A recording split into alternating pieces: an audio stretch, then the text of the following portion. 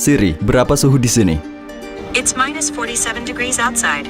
Suhu udara di Antartika antara minus 14,8 derajat Fahrenheit atau minus 20 derajat Celcius. Dan di sini minus 58 derajat Fahrenheit atau minus 47 derajat Celcius.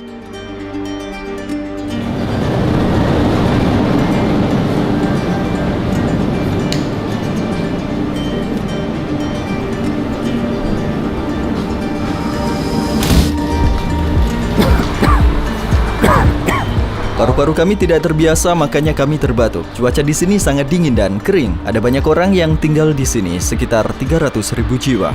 Yakutsk adalah ibu kota Republik Sakha, sebuah wilayah otonom di Rusia, 280 mil jauhnya dari kutub utara. Karena tempat ini adalah titik paling timur laut dari Siberia, tempat ini sangat terisolasi dari bagian dunia lainnya.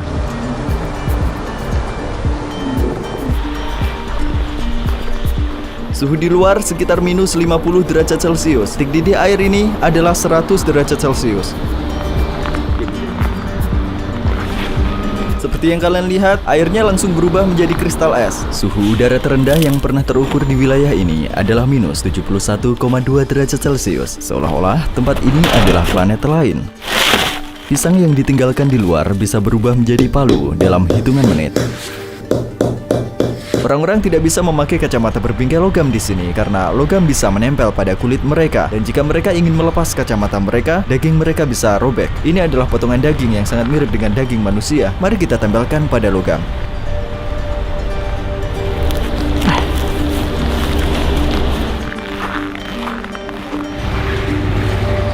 Seperti yang kalian lihat, ini adalah pipa air, dan pipa ini harus diletakkan di atas tanah karena bawah tanahnya membeku menjadi es. Jadi sebenarnya ada es setebal 100 kaki di bawah kota ini. Lihat, sungai ini benar-benar membeku. Selama era Soviet, orang-orang yang menentang gagasan Stalin diasingkan ke wilayah Republik Sakha. Mereka adalah politisi, pengusaha, dan lain-lain. Sebenarnya, sebagian dari orang-orang yang tinggal di Yakutsk ini adalah keturunan mereka. Jadi tempat ini dulunya adalah tanah pengasingan. Sekarang ada kehidupan kota di sini, namun kita bisa menyebut kehidupan di sini sebagai neraka es, mendorong batas-batas kemampuan tubuh manusia. Tidak peduli seberapa tebal pakaian kita, tidak akan cukup untuk menjadikan tubuh kita hangat. Jika memiliki mobil di sini, kalian memiliki masalah besar. Musim dingin berlangsung 6 hingga 7 bulan di sini, dan pada waktu itu kalian tidak bisa mengemudikan mobil kalian. Jika kalian bersikeras, kalian tidak akan pernah bisa mematikan mobil kalian. Misalnya, mobil dengan mesin menyala seperti yang kalian lihat di sini. Kosong, tidak ada orang di dalamnya. Ada ratusan mobil seperti ini. Dan alasan mengapa mesinnya dibiarkan terus menyala, karena jika dimatikan, ia akan sepenuhnya tertutup es dan oli mesin akan membeku. Seperti yang kalian lihat, pemilik kendaraan ini pasti telah memutuskan untuk tidak menjalankan mobilnya untuk waktu yang lama. Hanya 20 menit setelah mesin mati, kebanyakan mereka akan pasrah. Ada mobil lain yang membeku di sini, menunggu untuk digunakan kembali musim panas depan. Mobil ini menyala kan? Mari kita lihat apakah ada orang di dalamnya. Ya, tidak ada. Dapatkah kalian bayangkan berapa besar pemborosan energi di sini? Untungnya, Rusia adalah negara yang cukup kaya akan sumber daya minyak dan gas alam. Lihat, pipa knalpot ini dipanjangkan menggunakan pipa luar. Bahkan asap knalpotnya membeku juga. Sebegitu dinginnya di sini. Ada penutup khusus untuk pelindung, namun terkadang ini juga tidak cukup. Bagi orang yang mampu, mereka menyimpan kendaraan mereka di garasi pemanas. Karena kendaraan-kendaraan ini terus menyala, terdapat lapisan asap knalpot yang terus menyelimuti kota. Jarak pandang seringkali di bawah 60,9 meter karena kabut asap. Rumah-rumah di sini memiliki arsitektur yang benar-benar berbeda. Alasan mengapa bangunan dibangun di atas pilar adalah karena tanahnya tertutup es, dan ada kemungkinan es tersebut bergeser atau bergerak. Rumah-rumah tua mulai miring setelah 1 dekade atau lebih karena jumlah esnya yang meningkat atau menurun. Rasanya seperti ditusuk jarum. Hal terburuk yang bisa terjadi adalah terkena radang dingin karena lemari es beroperasi pada suhu sekitar 4,4 derajat Celcius dan freezer pada suhu minus 20 derajat Celcius. Kami dapat dengan yakin mengatakan bahwa semua tempat di sini dapat berfungsi sebagai freezer berteknologi tinggi karena suhu di sini adalah minus 50 derajat Celcius. Itu sebabnya sebagian orang dapat menyimpan buah atau daging hanya dengan menggantungnya di luar jendela seperti itu. Bisakah aku membuat kereta luncur dengan ini?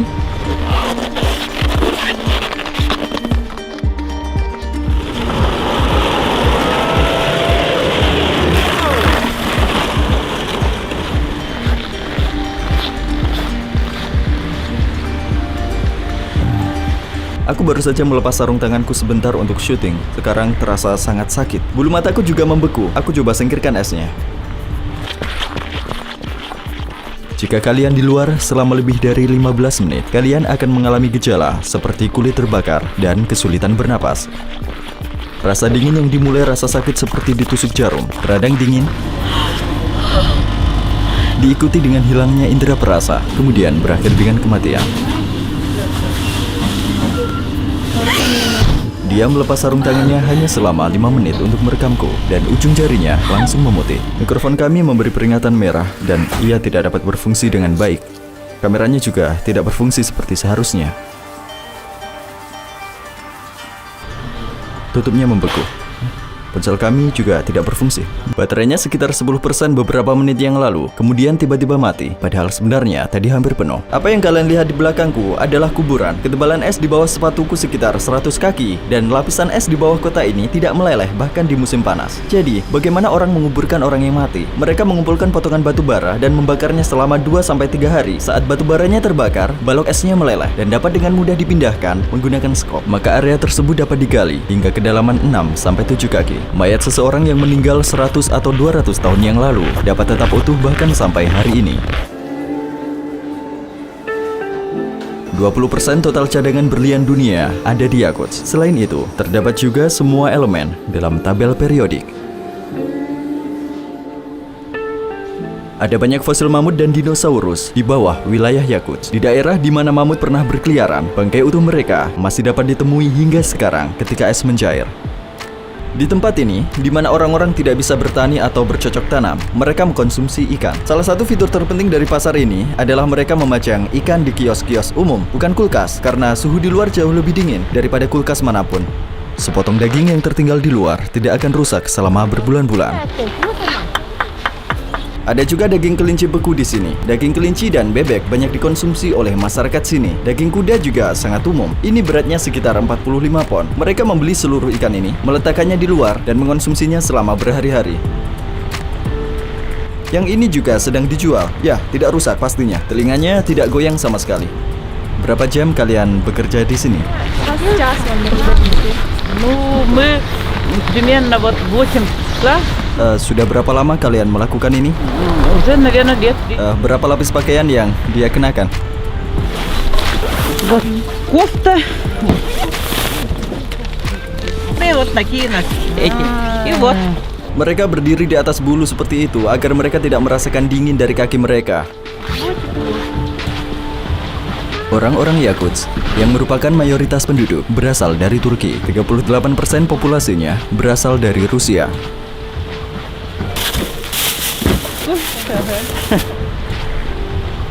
Hanya ada anjing jenis itu di sini. Sayangnya, kucing tidak bisa bertahan hidup. Hanya mamalia dengan bulu yang sangat tebal. Ada 2 lapisan kaca di dalam mobil. Jadi ketika penghangat menghangatkan bagian dalam mobil, suhunya tidak langsung berubah secara tiba-tiba. Hal yang paling menakutkan saat berada di jalanan adalah bahwa orang yang mobilnya mogok bisa saja meninggal dunia. Mereka harus memperbaikinya dalam waktu 30 menit. Jika tidak, oli mesin di bawah kap akan membeku dalam hitungan menit. Jika orang terlantar di daerah pedesaan ini tanpa sinyal telepon, mereka tidak mempunyai pilihan lain selain mati kedinginan dalam beberapa jam. Itulah sebabnya setiap pengemudi membawa kotak peralatan di mobil mereka.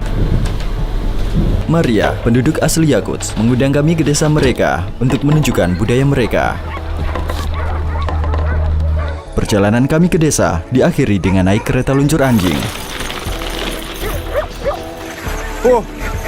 Selama kami berada di atas kereta luncur anjing, aku hampir kehilangan satu telingaku karena terkena angin dan dingin. Maria baru saja menerima kami di rumahnya yang berada di pedesaan. Kita akan mengenal lebih dekat tentang orang-orang Yakuts yang misterius ini. Kau bisa lihat hampir setebal jariku. Rasa sakitnya tak tertahankan. Aku tidak bisa merasakannya. Mati rasa. Lihat telingaku yang satunya, jauh lebih tipis. Kuda-kuda di sini jauh lebih pendek dari kuda-kuda normal. Tubuh mereka dikondisikan agar menjadi lebih pendek. Dengan demikian, mereka bisa membuat diri mereka lebih hangat. Lebih sedikit permukaan tubuh yang terpapar udara dingin. Mereka memberi kami pakaian mereka sendiri dan kami membungkus diri kami.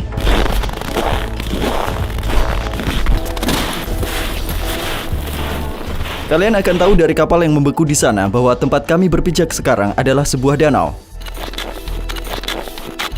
Kami mencoba untuk memukulnya pada sudut 90 derajat.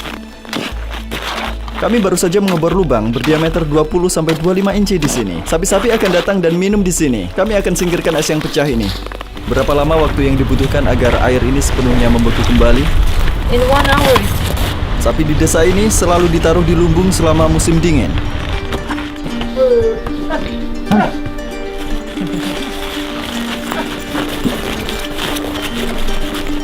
Apakah mereka tidak pernah merasa kedinginan? They do, of course. That's why they don't spend much time outside. Ini apa sebenarnya? Your ear got frostbitten. If like it lasted longer, it will be very dangerous. Mereka harus mengamputasinya kan? If they cannot save it, they can cut it because the cells are dead. For your ear, it's a traditional Yakut medicine, fat of bear. Beruang? Yeah, my father took it from hunters. Oh. This will help frostbitten and also if you burn it. Jika kalian memperhatikannya dari belakang, kalian bisa melihatnya lebih jelas. Ia bengkak parah dan mereka menyebutnya radang dingin. Aku mungkin akan kehilangan seluruh telingaku jika aku berada di udara dingin selama lebih dari 15 menit. Alam tidak main-main di sini. Berapa suhu terdingin yang pernah kamu alami? The coldest temperature is -71 Celsius. Dingin itu seperti apa menurutmu? If I have good clothes, if I have enough clothes, before -40 it's not like real winter temperature for me. -41, -48, it's like fine. Below -48, it's cold, and below -52, it's very cold. And every degree feels. The funny thing is like cold weather feels like fire, like burning. Ya, itu benar. Sekarang telingaku terasa seperti terbakar. Aku merasa ini sangat panas. Sometimes people drink too much, and they fall asleep somewhere outside. And one night outside, some people didn't have proper clothes and they went to the woods and their car broke down. They couldn't call someone because no phone service. Yeah, and it ended. Apa pendapatmu tentang alam? Whole lifestyle of Yakut people, of Saha people, is taking care of nature, respecting it. Early childhood, me and my family, we used to go to the woods to fish, to hunt. It's just a part of our life. And we always remember that we are not the owners of this land. We are just guests. For example, we always make a ritual. When we go to pick some berries, we always take a little food with us. We leave it on the ground and say, nature, please share with us. Please give us some food. It's for the master of that land, for the spirit. Apa kalian percaya bahwa alam memiliki roh? For example, when we go to the forest, you shouldn't speak loud because you can disturb the spirits. You shouldn't drink there, have fun there, throw the garbage. Don't disturb, don't destroy. Yakut religion is not something which is written in a book or there is a church. Like there is one center of our religion, but it's not something that like in other religions that we do every day. We should pray. We don't do something like that. But it's in our mind. It's in our lifestyle. And it's all related to nature. Atas apa yang kalian miliki, kalian berterima kasih kepada alam, bukan Tuhan. The gods are nature. Our gods are like part of the nature. Sekarang aku mengerti. Mengapa kalian tidak pindah ke daerah selatan yang lebih hangat? Karena hidup dalam suhu seperti ini terasa menyiksa. It's a torture for you, but not for us. The first reason is my family. Like my family is here, and for me, the best is to be close to my parents, to my brothers. And secondly, I like the nature here. It's very pure. Like the ecology is very pure, and it's for me and for my like future children. Breathing fresh air, it's very important. Third, because of our culture, I want to preserve our language, our traditions, and give them to the next generations. Yakutsk juga memiliki musim panas. Pada bulan Juli, suhu rata-rata hariannya sekitar 19 derajat Celcius. Karena pemanasan global, lapisan es di dunia kita mulai mencair dan bangkai-bangkai mamut bermunculan, dan juga virus yang bersembunyi selama ribuan tahun yang belum pernah ditemui manusia modern sebelumnya bisa muncul. Ketika orang Eropa bermigrasi ke Amerika Utara, flu yang mereka bawa ke benua itu membunuh sebagian besar penduduk asli Amerika yang telah terisolasi selama berabad-abad. Flu tidak membunuh kita karena sistem imun kita kuat. Demikian pula, penyakit kuno yang yang terhadapnya kita tidak kebal dapat muncul dengan mencairnya es di wilayah ini, dan umat manusia mungkin akan menghadapi konsekuensi yang menakutkan. Terima kasih sudah menonton. Video ini adalah episode pertama dari serial dokumenter traveling. Aku mengunjungi tempat-tempat unik yang tidak diketahui banyak orang dan membuat film dokumenter mengenai tempat-tempat tersebut dengan pendekatan yang komprehensif. Video berikutnya di kanal ini juga masih dari Yakuts. Aku melakukan 8 percobaan es pada suhu minus 55 derajat Celcius. Telur dan mie membeku, pakaian basah, dan bermain bowling dengan balon air. Jika kalian tidak ingin ketinggalan video ini dan ingin menonton semua video kami, pastikan kalian subscribe. Jika kalian ingin mendukung aku dan timku untuk biaya perjalanan, sekarang aku telah mengaktifkan tombol gabung di kanal YouTubeku. Kalian bisa mengklik tautan yang ada di kotak deskripsi video ini dan membantu kami membuat film dokumenter independen dengan pendekatan yang komprehensif. Aku juga ingin berterima kasih kepada timku karena telah membuat proyek ini bersamaku. Sampai jumpa untuk sekarang. Ruhi Chanet pernah di sini.